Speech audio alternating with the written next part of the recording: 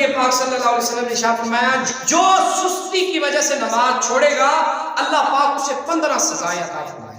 فرمایا 5 دنیا میں، 3 موت کے وقت اور 3 قبر میں اور 3 قبر سے نکلتے وقت اور دنیا میں ملنے والی 5 سزائیں. فرمایا اس کی عمر سے برکت ختم ہو جائے گی، اس کے چہرے سے نیک بندوں کی نشانی مٹا دی جائے گی.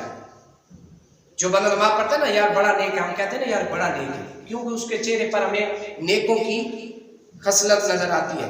تو فرمایا اس کے چہرے سے نیک لوگوں کی نشانی مٹا دی جائے گی، اور فرمایا اللہ پاک اسے کسی عمل پر ثواب نہ دے گا، اور اس کی کوئی دعا آسمان کی طرف بلند نہیں ہوگی. یہ دنیا میں ہے، ہم دعائیں مانگ رہے ہیں نا، نمازیں چھوڑ رہے ہیں، دعائیں مانگی جا رہے ہیں، ہماری قبول نہیں ہوتی نا.